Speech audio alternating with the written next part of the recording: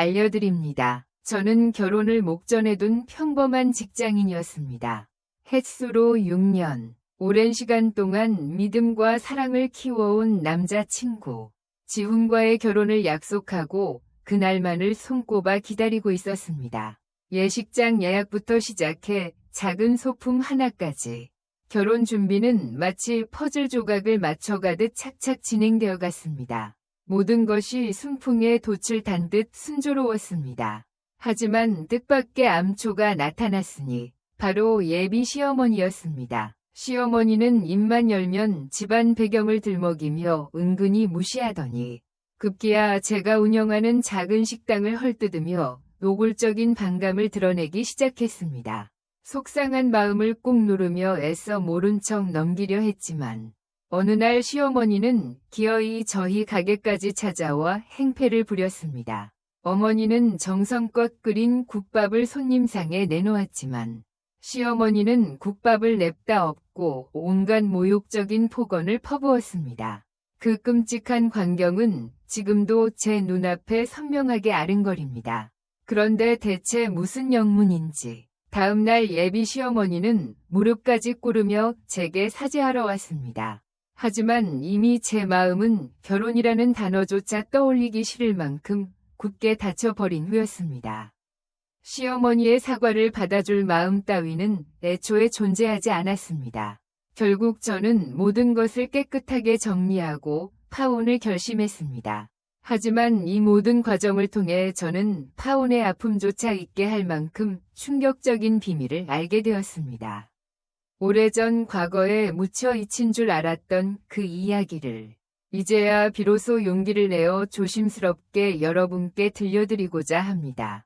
결혼을 결심하게 된 것은 단순히 오랜 연애의 종착역에 도달했기 때문만은 아니었습니다. 저는 남자친구 지훈과 6년이라는 긴 세월을 함께하며 그의 진실된 마음을 굳게 믿었습니다.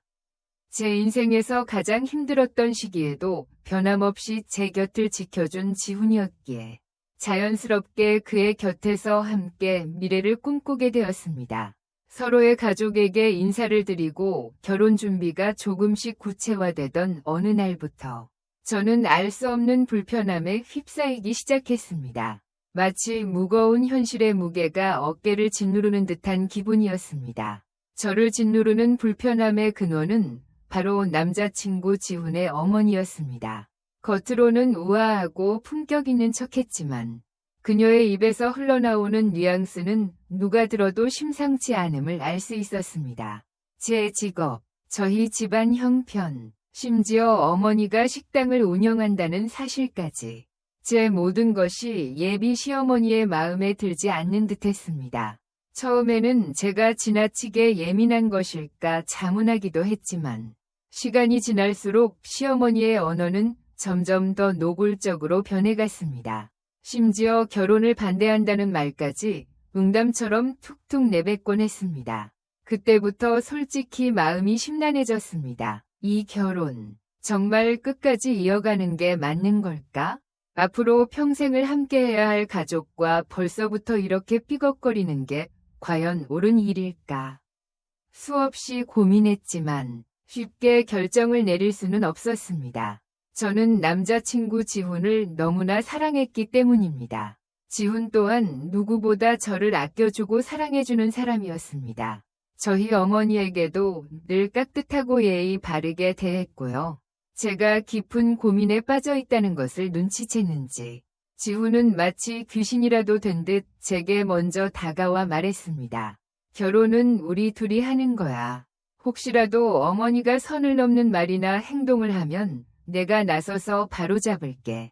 제가 먼저 말하기도 전에 저를 먼저 생각해 이야기를 꺼내준 지훈이 너무나 고마웠습니다. 그의 말에 저는 다시 한번 지훈에 대한 신뢰를 굳건히 다지게 되었습니다. 누구보다 믿고 의지하고 싶었던 사람이었으니까요. 그래서 결국 저는 불편한 마음을 꾹 누른 채 결혼 준비를 계속 이어갔습니다. 그러던 어느 날 우연한 기회로 남자친구 지훈, 예비 시어머니, 그리고 저 이렇게 셋이서 저녁 식사를 함께하게 되었습니다. 원래 예정되었던 만남은 아니었고 짧게 얼굴만 비추고 헤어질 생각이었는데 어쩌다 보니 저녁 식사까지 함께하게 되면서 분위기가 묘하게 흘러갔습니다. 처음에는 어색했지만 곧 한 가족이 될 사이라고 생각하며 저는 최대한 자연스럽게 행동하려고 노력했습니다. 겉으로는 웃으며 대화에 참여했지만 속으로는 사실 많이 불편했습니다. 그동안 보였던 예비 시어머니의 미묘한 반응들 때문이었습니다. 그래도 혹시 오늘은 다르려나 싶은 작은 기대를 품고 있었던 것도 사실입니다. 하지만 그 기대는 식사가 채 끝나기도 전에 산산이 부서져 버렸습니다. 시어머니는 여전히 저를 마음에 들어 하지 않는 눈치였고 이제는 그걸 굳이 숨기려 하지도 않으셨습니다.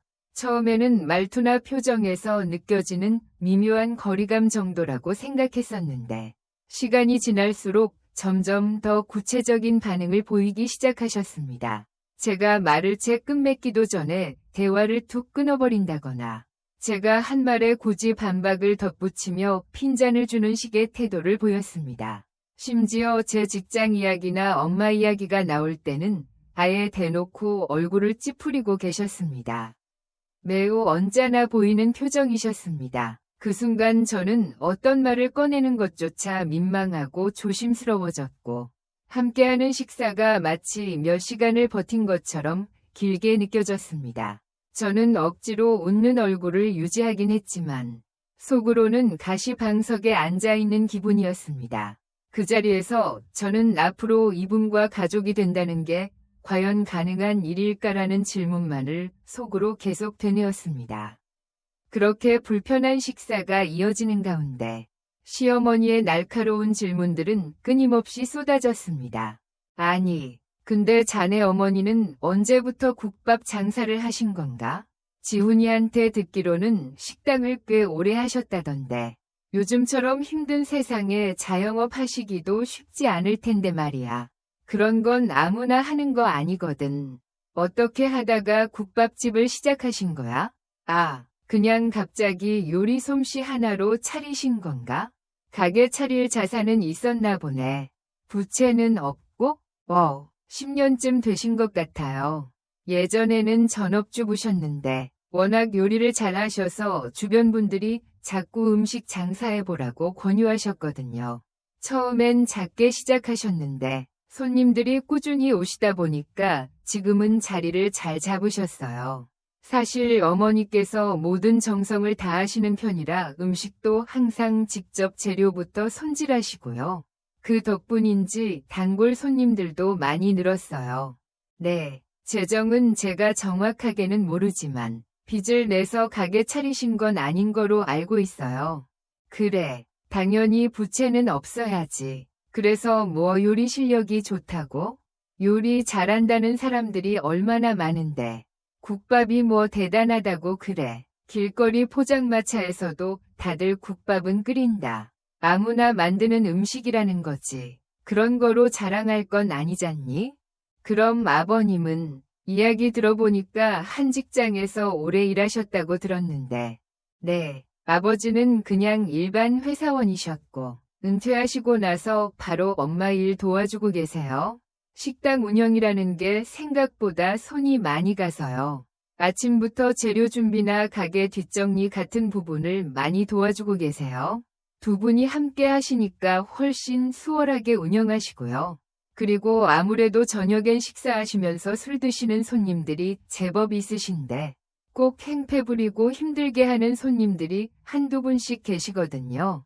그때마다 아버지가 상황 정리해 주셔서 얼마나 든든한지 몰라요. 저희 아버지가 키도 크시고 체격도 좋으시거든요.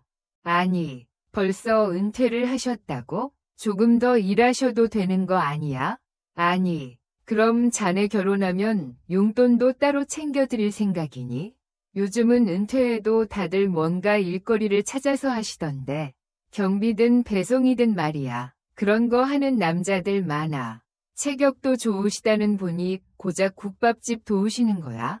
아유, 참 안타깝네. 체격이 아깝네. 아까워. 뭐 먹고 살겠다고 그걸 도우시나 몰라. 아, 용돈은 아직 의논된 건 없는 상태예요. 네, 어머니가 몸이 좀 편찮으신 부분이 있어서요. 청각 쪽이 좀 안 좋으시거든요. 그렇다 보니까 손님 응대나 소음이 많은 상황에서 불편하실 때가 많으셔서요. 그럴 때마다 아버지가 그런 부분을 도와드리고 계세요. 배달이나 경비도 괜찮죠. 근데 두 분 벌어서 쓰시기에 식당도 부족한 정도는 아니신 거로 알고 있어서 충분하신 것 같아요. 편찮으신 몸으로 국밥집이라니. 아유, 참, 말도 안 나온다. 말도 안 나와. 이런 상황이면 우리 아들이 나중에 거기서 허드렛 일이나 하고 있을 거라는 말 아니냐? 나는 우리 아들을 그렇게 키운 적 없는데. 결혼하면 고생길이 훤하네. 아유, 머리야, 지훈이. 너 거기 가서 국밥 퍼주고 있는 거 아니냐고. 지훈아, 너 거기 가서 일하기만 해. 그만 좀 하세요, 엄마. 같이 모인 저녁 식사 자리에서 꼭 이런 말씀까지 하셔야겠어요? 나랑 단둘이 먹는 것도 아니고 혜빈이랑 같이 먹는 자리에서 그런 이야기를 왜 하시는 거예요? 기분 상하게 말씀하시지 마시고요.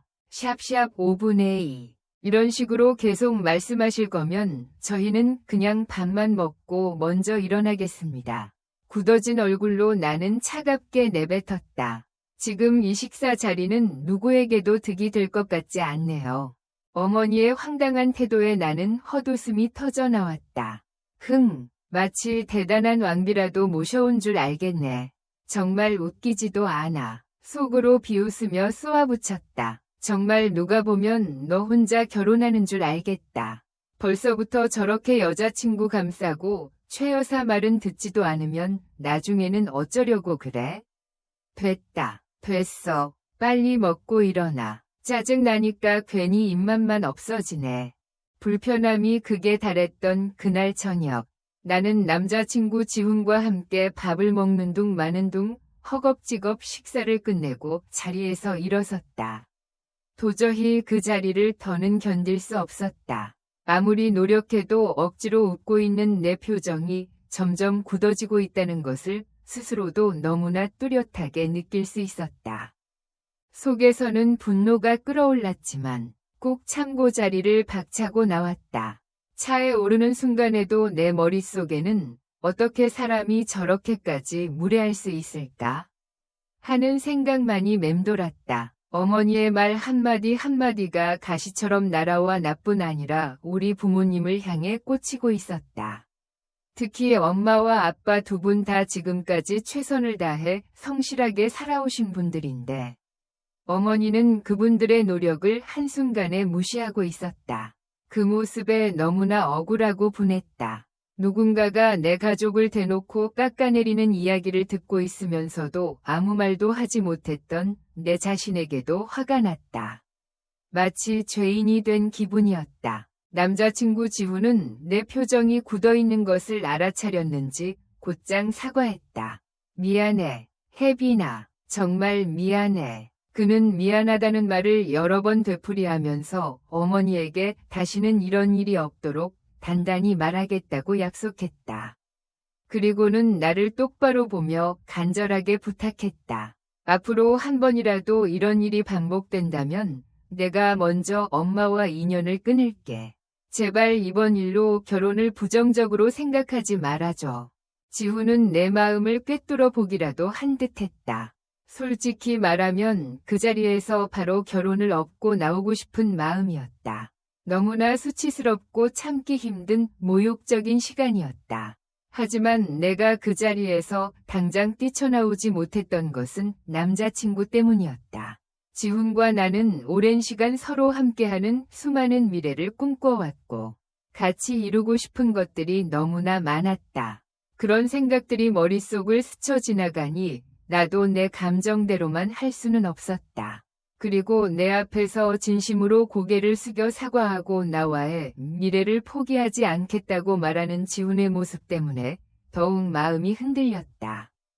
조금 마음이 진정되고 나서야 나는 어쩔 수 없이 결국 내 안에서 끓어오르던 분노를 뒤로한 채 남자친구를 끝까지 믿어보기로 마음을 다잡았다.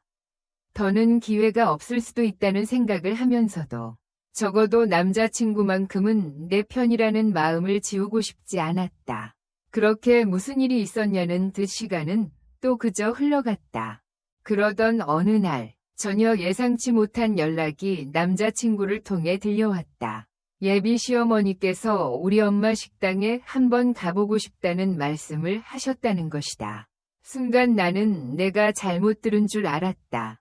그렇게 결혼을 마음에 들어 하지 않아 하시고 내 앞에서 대놓고 우리 집을 깎아내리시던 분이 왜 갑자기 식당에 오고 싶어 하시는 건지 도무지 이해가 되질 않았다.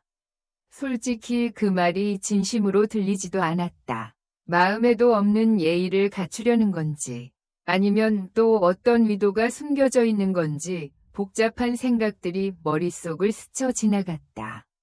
그동안 있었던 일들을 떠올려 보면 마냥 반갑게 맞이할 수 있는 상황은 분명 아니었다. 그런데도 굳이 이유를 들자면 그냥 비도 오고 기분도 꿀꿀해서 국밥이 당기셨다는 것이다. 근데 마침 예비 사돈댁에서 국밥집을 한다기에 어떤가 싶어 한번 먹어보고 싶으셨다는데 괜히 깨림칙한 기분이 들었다. 말만 들어선 참 단순하고 별것 없는 방문처럼 들렸지만 나는 불편한 마음을 감출 수가 없었다. 그럼에도 불구하고 상황상 거절할 수는 또 없었다. 뭐 특별한 날도 아니고 갑자기 가게가 쉰다고 하기도 어려웠고 한편으로는 혹시 또 괜히 거절했다가 관계가 더 어그러질까 봐 걱정도 되었다. 남자친구 지훈 역시 우리의 입장을 먼저 생각해줬다. 본인 선에서 그냥 오늘은 안 된다고 둘러댔겠다고 했지만 나는 뭐 식사만 하러 오시는 건데 무슨 일이 생기기야 하겠냐며 그냥 오시라고 했다. 식당 위치를 남자친구에게 전달하고 엄마와 아빠에게도 미리 이 사실을 말씀드렸다. 불편한 손님이 올 수도 있다는 예고에 부모님도 잠시 망설이셨지만 그래도 손님은 손님이니 정성껏 준비해보겠다고 말씀하시더라. 나는 그저 일이 조용히 지나가길 아무 일 없이 밥만 잘 드시고 가시길 속으로 바라고 있었다. 혹시라도 어머니께서 엄마의 국밥 맛에 대해 이러쿵저러쿵 입을 댈까 봐 거기에 대한 걱정도 없지 않았다. 저녁 6시가 가까워질 무렵 식당에 도착하신다는 연락을 남자친구에게서 전해 들었다. 이상하리만큼 그 한 통의 연락이 엄청나게 신경 쓰였다. 괜히 어머니께서 먼저 도착하셔서 우리 엄마에게 무리한 말씀이라도 하시면 어쩌나. 혹은 내가 없다고 또 기분 상하는 말씀을 하시진 않을까 싶어서 마음이 불편했다. 결국 나는 회사에서 조금 일찍 나왔다. 일부러 사정을 이야기하고 조퇴를 낸 뒤 서둘러 식당으로 향했다. 사실 내가 가게에 꼭 있어야 할 이유는 없었지만 왠지 모르게 어머니보다 늦게 도착하면 안 될 것 같은 그런 기분이 들었다. 괜히 어머니 눈에 예의 없다거나 며느리감이 어쩌니 하는 말이 나올까 싶기도 했다. 그렇게 조심스럽게 가게 앞에 도착해 안을 들여다보니 아직 어머니의 모습은 보이지 않았다. 다행히도 엄마는 밝은 얼굴로 나를 맞이해 주셨고 나는 괜히 마음이 무거워 그저 씩 웃으며 인사만 드렸다. 그리고 잠시 뒤 정해진 시간보다도 약간 일찍 식당 유리문 너머로 어머니의 모습이 보였다. 고운 옷차림에 단정한 머리, 그리고 여전히 날카로운 눈빛을 간직한 채 어머니께서 가게 안으로 들어오셨다. 나는 그 순간 긴장이 온 몸으로 퍼지는 것을 느꼈다. 예비 시어머니께서는 나를 보자마자 잠시 멈칫하시는 것이 보였다. 그동안의 차가운 표정과는 달리 순간적으로는 살짝 누그러진 인상을 지으시는 듯 보였죠. 아마도 본인을 맞이하러 내가 먼저 와 있었다는 사실이 조금은 기특하게 느껴지셨을지도 모릅니다. 그래도 예의는 있네 정도의 생각이 스쳐 지나갔을지도 모르죠. 하지만 그런 표정도 오래가지는 않았다. 인사는 짧게 건네셨고 자리에 앉자마자 메뉴판을 흘끗 보시더니 무심하게 말씀하시더라. 저는 원하시는 메뉴가 있으신지 여쭤보았더니 국밥이 다 거기서 거기지. 그냥 무난한 거로 줘. 라는 말씀이 돌아왔다. 그 말투 속엔 여전히 식단과 음식에 대한 깔보는 뉘앙스가 담겨 있었지만 오늘만큼은 그저 조용히 하루가 지나갔으면 하는 마음이 컸기에 나 또한 예민하게 반응하지 않고 조용히 돼지국밥 한 그릇을 준비해드리기로 했다. 주방에서 엄마가 직접 끓인 국밥을 정성껏 상에 올려드렸고 김이 모락모락 올라오는 그릇을 앞에 두고 어머니께서는 숟가락을 들기 시작하셨다. 그런데 바로 그 순간부터 일이 벌어졌다. 국밥을 한 숟갈 드시고는 눈살을 팍 찌푸리시더니 이내 얼굴을 찡그린 채 숟가락을 내려놓으시는 것이었다. 그러더니 국밥 그릇을 아래 위로 훑어보며 깊은 한숨을 쉬기 시작하시는 것이다. 처음에는 무슨 문제가 있나 싶어 어머니께 여쭤봤더니 이내 어머니는 정색하며 나에게 따지기 시작하셨다. 이게 지금 국밥이라고 내놓는 거니? 아니, 이렇게 비린 걸 어떻게 먹으라는 거야? 도대체 내가 지금 입맛이 없어서 그런 소리를 하는 줄 알아? 아, 정말 이건 사람 먹으라고 만든 음식이 아니라고. 국밥이란 게 원래 이런 거야? 내가 잘못 알고 있었나? 아, 정말 어이가 없네. 어이가 없어. 비리다고요? 죄송해요. 어머님, 저는 고기 손질을 엄마가 굉장히 꼼꼼하게 하시는 걸로 알고 있거든요. 늘 잡내 잡는데 신경도 많이 쓰시고 오래 끓여서 내시는 편이라 비리다고는 생각 못했는데. 혹시 너무 불편하시면 다른 국밥으로 다시 준비해 드릴게요. 순대국이나 소고기 국밥으로 바꿔 드릴 수도 있는데 괜찮으실까요? 죄송해요. 어머님, 나는 당황한 목소리로 어쩔 줄 몰라 하며 사과했다. 그럼 내가 지금 헛소리라도 짓거리고 있다는 말이냐? 어머니는 목소리를 높이며 쏘아붙였다. 됐고, 딴소리 집어쳐. 도대체 뭘 쳐넣었길래 이 모양이야? 이런 건 만든 사람한테 직접 물어봐야 속이 시원하지. 네가 뭘 안다고 함부로 대답하니? 정말 웃기지도 않는구나. 내 주제에 지금 여기서 뭘 나서서 해결하겠다는 거냐? 당장 사부인 모셔와. 어디 숨었어? 주방에 있겠지. 아무리 청국장 냄새에 절어 산다고 해도 이건 좀 심하지 않니? 오늘 아주 제대로 따져 물어야겠다. 도대체 무슨 썩어 빠진 재료를 썼는지, 기본적인 위생관념은 있는지 없는지 똑똑히 확인해야겠어. 혀만 살살 놀려서 해결될 일 같으면 누가 이 고생을 하겠니? 마침 저기 오시네. 사부인, 이 국밥 좀 한번 보십시오. 이렇게 핏물이 뚝뚝 떨어지는 걸 도대체 어떻게 먹으라는 겐가? 그때였다. 나는 용기를 내어 어머니의 앞을 막아섰다. 저기 어머님, 사실 저희 어머니께서 청각장애를 앓고 계세요. 보청기를 사용하시긴 하지만 그래도 잘 안 들리실 때가 많으셔서요. 저희 가족은 입 모양을 보거나 간단한 수화로 대화를 하고 있어요. 하실 말씀 있으시면 그냥 저한테 해주시면 안 될까요? 제가 어머니께 잘 전달드릴게요. 부디 너그러이 이해해 주시면 감사하겠습니다.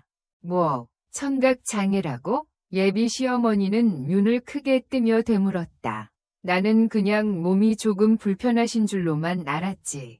장애가 있는 줄 알았다면 애초에 시작도 안 했을 거다. 왜 이런 중요한 걸 숨겼어? 하자 있는 집안이 감히 우리 아들이랑 결혼하려고 했다니. 지금 말이나 되는 소리야? 어쩐지 예비 사돈이 왔는데도 눈만 껌벅거리면서 잘 오셨다는 인사 한마디 없길래. 도대체 어디서 저런 예의를 배워먹었나 했더니 장애가 있어서 그랬던 거였군. 생각하면 생각할수록 화가 치밀어 오르는구나. 주제도 모르고 가을냉이 국밥이나 퍼주고 살아라.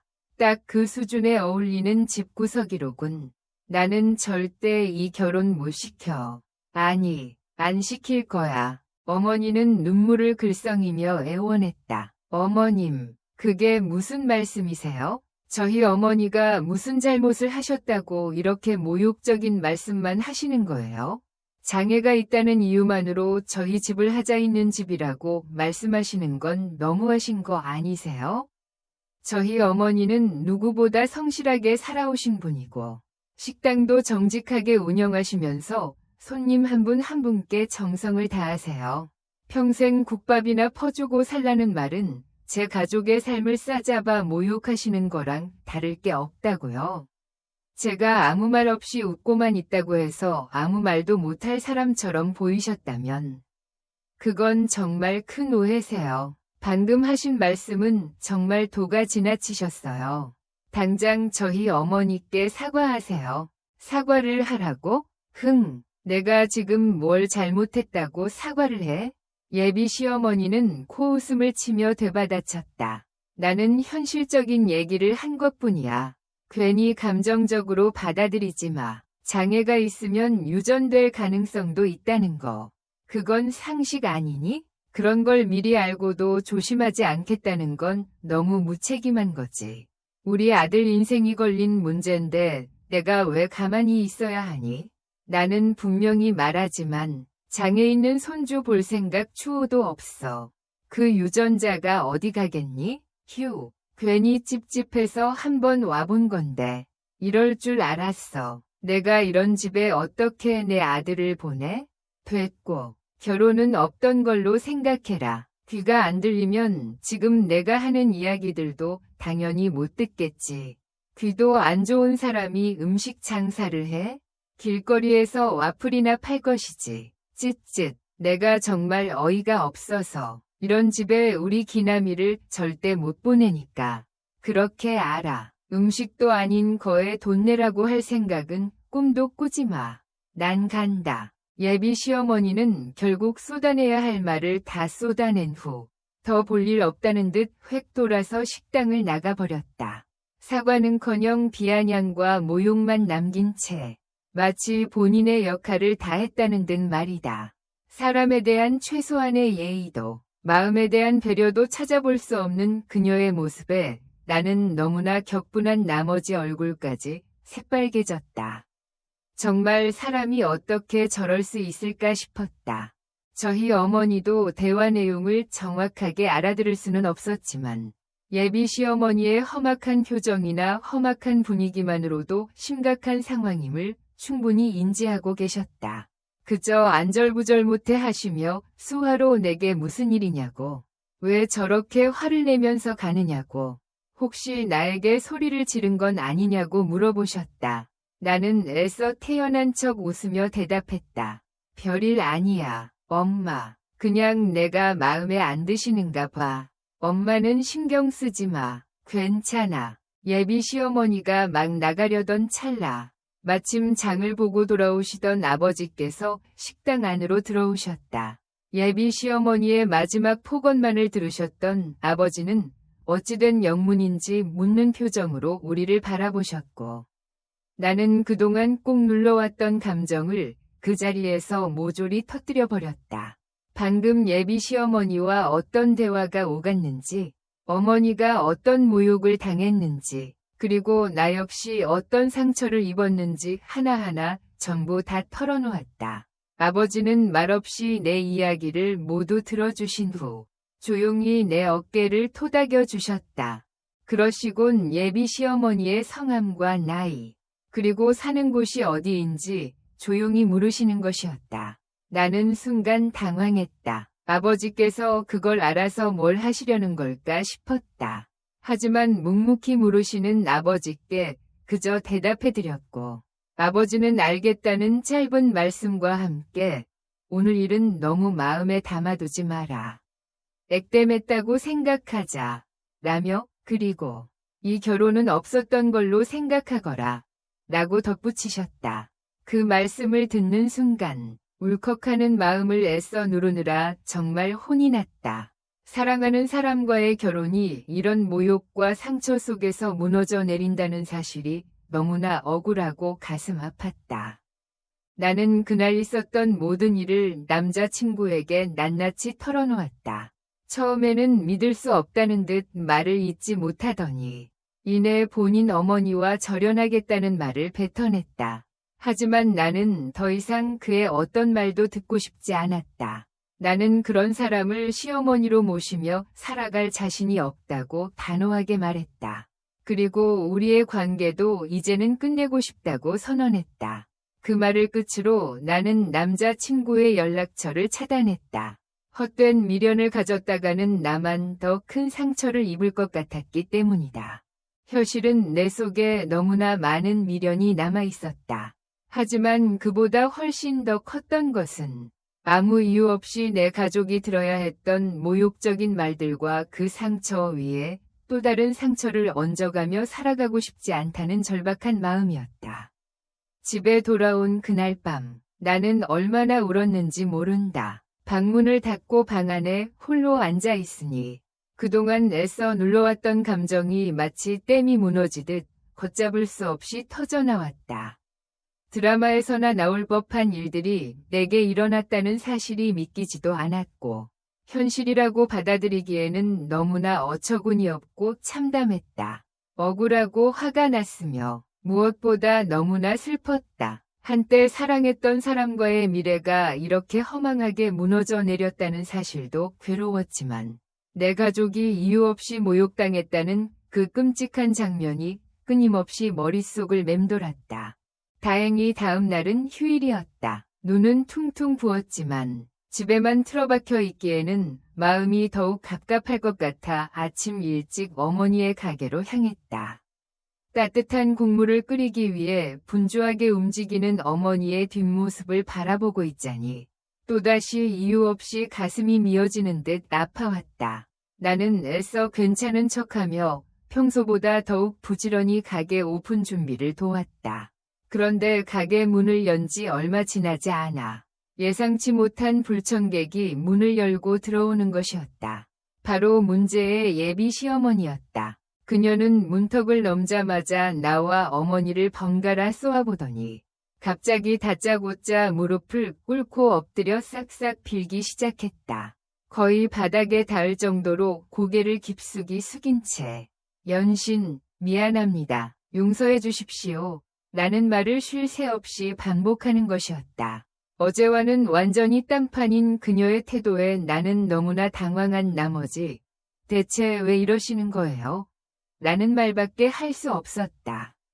예비 시어머니는 내 말에는 아랑곳 없이 계속해서 사과만 늘어놓았다. 정말 잘못했습니다. 제가 그날 완전히 정신이 나갔었던 것 같습니다. 딸처럼 생각하려 했는데 도대체 제가 왜 그랬는지 모르겠습니다. 라며 두 손까지 바닥에 짚은 채 연신 머리를 조아리는 것이었다. 너무나 당황스럽고 어이가 없어서 나는 어떻게 해야 할지조차 알 수 없었다. 불과 하루 전까지만 해도 내 가족을 그토록 하찮게 여기고 모욕하던 사람이 어쩌다 이렇게까지 달라진 건지. 도대체 무슨 이유가 있었던 건지 도무지 이해할 수 없는 상황이었다. 그저 상황 자체가 혼란스러울 뿐이었다. 그러더니 갑자기 그녀는 제발 신고만은 하지 말아 주십시오. 라며 애원하는 것이었다. 저는 이제 정말 가진 것이 아무것도 없습니다. 제발 한 번만 용서해 주십시오. 이 일이 세상에 알려지면 저는 정말로 망해버립니다. 라며 도무지 이해할 수 없는 말들만을 늘어놓았다. 그녀의 입에서 뜬금없이 터져나온 사과도 황당했지만 신고만은 말아달라 애원하는 모습은 더욱 아리송하게 만들었다. 도대체 무슨 영문인지 그녀의 말을 곱씹을수록 미궁 속으로 빠지는 기분이었다. 그러더니 오늘 아침 그녀는 다짜고짜 내 가족에게서 전화가 왔을 거라 단정 지으며 제발 한 번만 더 생각해 달라며 간절하게 매달렸다. 나는 그저 난감할 따름이었다. 도대체 무슨 말씀을 하시는 건가요? 나는 자초지종을 묻자 그녀는 어제 그 모진 말들을 쏟아낸 후 오늘 아침 한 남자에게서 전화 한 통을 받았다고 털어놓았다. 그녀만이 알고 있는 비밀을 그 남자가 어떻게 알았는지 알 수 없지만 당장 사과하지 않으면 그 비밀의 대가를 톡톡히 치르게 될 거라 협박했다는 것이다. 나 역시 전혀 짐작하는 바가 없었기에 우리 가족 중에 그런 짓을 할 사람은 없다고 단언하며 어머니의 개인적인 비밀을 어떻게 알 수 있냐고 따져 물었다. 하지만 그녀는 막무가내로 우리 가족 짓이라며 울고불고 난리를 쳤다. 가게 문을 열어야 했고 손님들이 곧 들이닥칠 시간이었다. 나는 그녀에게 계속 이런 식으로 영업을 방해하시면 비밀 운운하시기 전에 영업방해로 먼저 신고할 수밖에 없습니다. 제발 그만 돌아가 주세요. 라고 정중하게 부탁했다. 그러자 그녀는 마지못해 한숨을 내쉬며 발길을 돌렸다. 아침부터 겪은 황당한 소동에 정신이 혼미해졌다. 식당 직원들 모두 혀를 내두르며 영문을 몰라 어리둥절해했지만 이내 다시 분주하게 식당 일에 몰두했다. 밤이 되어서야 가족들이 모여 낮에 있었던 기이한 사건에 대해 이야기를 나눌 수 있었다. 그리고 바로 그 순간 나는 파온의 아픔보다 더 충격적인 진실을 마주하게 되었다. 아빠, 도대체 그 아주머니는 왜 아침부터 오셔서 그렇게 무릎까지 꿇고 용서를 빌었던 걸까요? 어제까지만 해도 그렇게 모진 말을 퍼붓던 사람이 하루아침에 딴 사람처럼 변할 수 있는 거예요. 아무리 생각해도 이해가 안 돼요. 아침에 대체 누구한테 어떤 연락을 받았길래 저렇게 안절부절 못하는 걸까요? 내 질문에 아빠는 의미심장한 미소를 지으며 입을 열었다. 궁금하니? 당연하죠. 사실 그분이 갑자기 태도를 바꾸니까 오히려 더 무서운 거 있죠. 아니, 우리가 본인 비밀을 어떻게 안다는 거예요? 어젯밤만 해도 말도 안 되는 이야기로 사람을 깎아내리더니 도무지 앞뒤가 맞지 않잖아요. 아빠는 잠시 망설이더니 조심스럽게 입을 열었다. 세월이 많이 흘렀으니 이제 이야기해 줄 때가 된 것 같구나. 심장 꽉 붙잡고 잘 들어. 사실 아빠가 오랫동안 평범한 회사원으로만 일했던 건 아니란다. 아빠는 잠시 숨을 고르더니 믿기 힘든 이야기를 털어놓기 시작했다.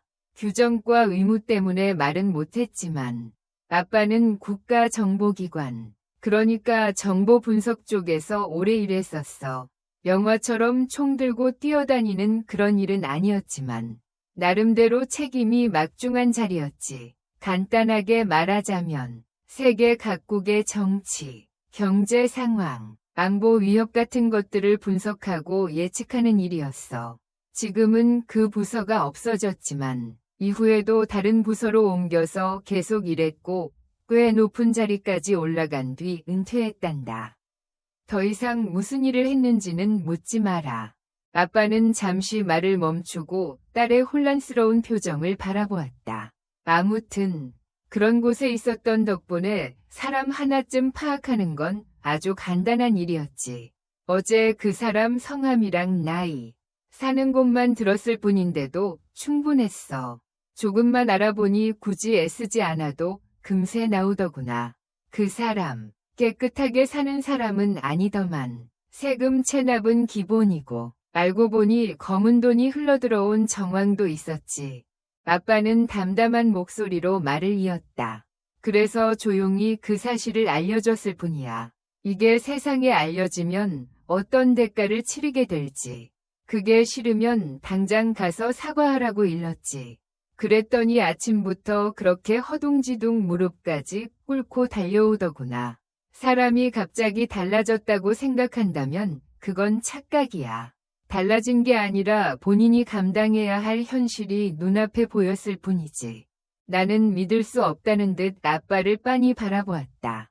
지금 이거 장난으로 하는 말이지? 지어낸 이야기라고 하기엔 너무 구체적인데. 아빠가 그런 일을 했다는 걸 어떻게 믿어? 그냥 뭐라고 해야 할까? 소설 속 이야기 같고 드라마 보는 기분이야. 정말로 아빠가 그 아주머니 뒷조사를 했다는 거야? 지금까지 내가 알던 아빠가 진짜 맞는 건지 혼란스러워지려고 해. 아빠는 단호한 표정으로 고개를 저었다. 이런 걸로 장난 못 치지. 그리고 이미 관련 내용은 모두 신고해뒀어. 세금 체납 내역과 자금 흐름, 명의 문제까지 전부 정리해서 넘겨뒀지. 이제 그 사람은 정당한 법의 심판을 받게 될 거야. 밝혀져야 할 게 밝혀진 건데, 그 일이 우리 가족을 지키는 일이기도 하니까. 나는 충격에 휩싸여 말을 잇지 못했다. 그럼 그동안 말했던 일반 회사 다닌다는 건 다 거짓말이었던 거야? 매일 아침 정장 입고 나가서 평범한 회사원처럼 퇴근하던 것도 다 연기였어? 대체 어떻게 이걸 그렇게 아무렇지 않게 숨기고 살아올 수 있는 거야? 엄마도 몰랐던 거야? 그럼 진짜 아무도 모르고 아빠 혼자서만 그렇게 살아왔다는 거야? 너무 충격적이잖아. 아빠는 안타까운 눈빛으로 나를 바라보았다. 그런 일들은 원래 그렇게 살아가게 되어 있는 거야. 네가 아는 아빠의 일상, 그건 다 진심이야. 다만 말하지 못했던 진실이기도 하지만 그냥 그런 줄로 알고 있어라. 지금은 다 지난 일이야. 이제는 정말 평범한 민간인이자 퇴직자이고 열심히 엄마의 식당을 돕는 멋쟁이 아빠일 뿐이야. 아빠는 잠시 침묵하더니 굳은 표정으로 말을 이었다. 그런데 아내 욕하는 꼴은 죽어도 못 보는 아빠지.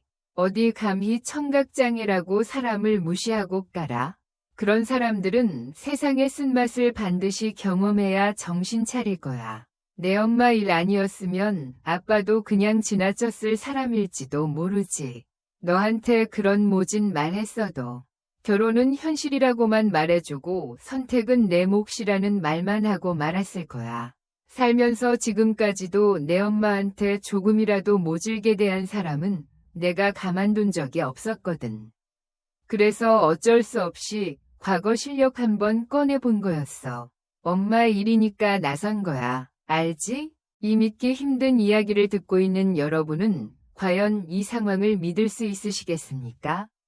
저 역시 처음에는 전혀 믿을 수 없었습니다. 영화나 드라마에서나 나올 법한 이야기가 제게 실제로 벌어졌다는 사실이 믿기지 않았습니다. 평생 말없이 가정만 지켜오신 줄 알았던 아버지가 국가정보기관에서 일하셨던 분이라니.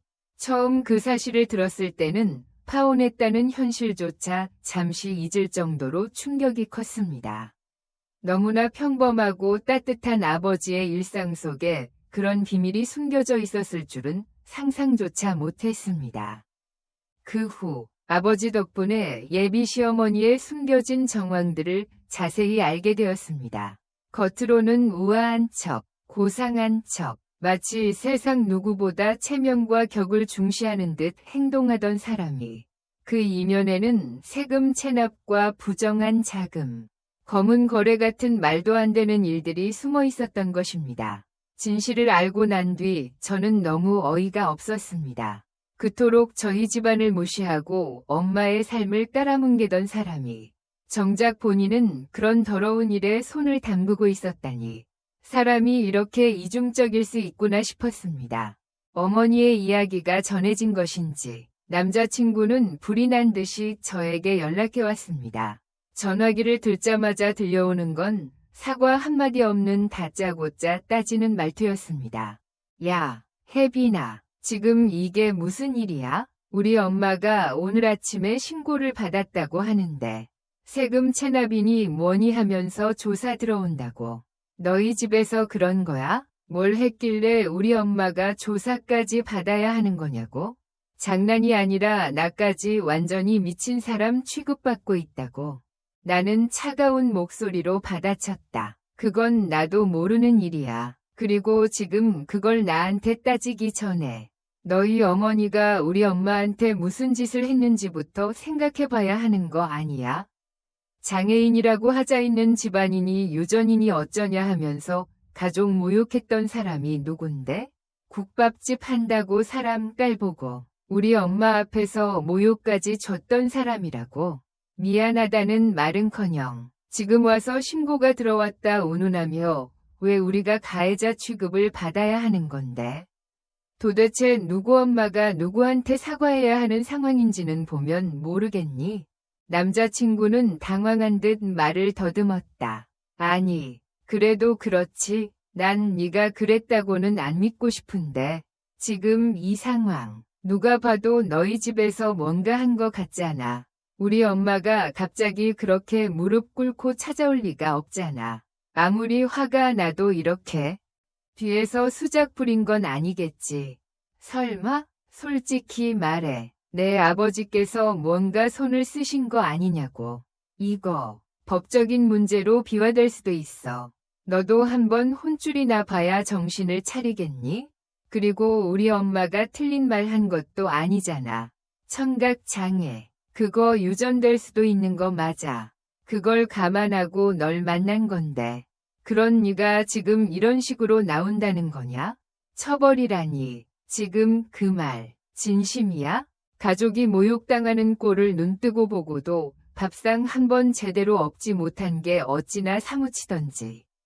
그날 그냥 다 뒤집어 엎었어야 했어. 그래야 처벌이라는 단어가 조금이라도 어울릴 텐데 말이야. 그런데 너는 지금도 끝까지 내 엄마 편만 들겠다는 거냐? 도대체 누가 누구에게 상처를 줬는지, 누가 무슨 짓을 저질렀는지 전혀 모르는 사람처럼 굴고 있네. 법적인 처벌? 좋아. 내가 정말 거기에 손톱만큼이라도 해당된다면 달게 받을게. 하지만 누가 진짜 심판받아야 할지는 내 엄마가 누구보다 잘 아실 텐데. 이딴 소리 하려고 전화한 거면 다시는 연락하지 마. 남자친구와의 통화는 결국 처참하게 막을 내렸다. 내 말에 귀 기울이기는커녕 끝까지 제 엄마 입장만 옹호하며 급기야 나에게 법적 처벌이라는 단어까지 꺼내는 모습을 보며 남아있던 마지막 정마저 뚝 떨어져 나가는 기분이었다. 그날 이후로 나는 그 모자가 어떻게 되었는지 또 무슨 말을 주고받았는지 알고 싶지도 궁금하지도 않았다. 그들과의 인연은 이제 완전히 끝났다고 마음속으로 정리한 뒤였으니까. 하지만 마음 한구석에는 여전히 의문이 남아있었다. 정말로 그런 세금 체납이나 불법 자금 문제로 신고가 접수되면 어떤 처벌을 받게 되는 걸까 하고 말이다. 속으로만 끙끙 앓다가 조심스럽게 아버지께 여쭤보았다. 나는 이제 복수를 바라는 게 아니라 그저 진실에 대한 정당한 결과가 어떤 식으로 나타나는지를 알고 싶었을 뿐이었다. 아빠, 그때 가게 와서 행패 부리던 그 여자. 세금 체납이나 불법 자금 같은 걸로 신고 들어가면 진짜 처벌받게 되는 거야? 아버지는 덤덤하게 대답하셨다.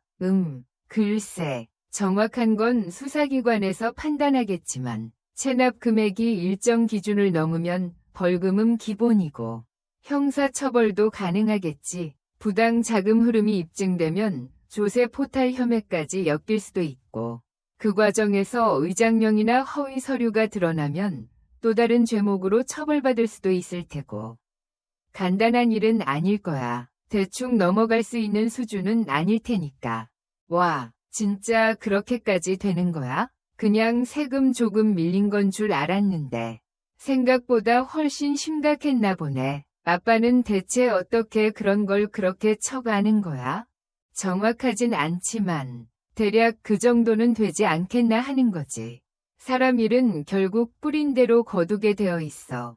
처음부터 그런 집안에 시집 안 가게 된 걸 오히려 감사하게 생각해야지. 넌 아빠 덕분에 큰일 한번 피한 거야. 이럴 땐 좀 든든하다고 생각되지 않냐? 아버지의 말씀을 들으며 나는 다시 한번 신선한 충격을 받았다. 그동안 평범한 가장으로만 생각했던 분이 이렇게 냉정하고 정확하게 사태를 판단하고 대응하는 모습을 보니 왠지 모르게 새삼 존경심이 들었다. 그리고 동시에 내가 정말 믿을 수 있는 가족 안에서 사랑받고 있다는 사실이 참 다행이라는 생각이 들었다.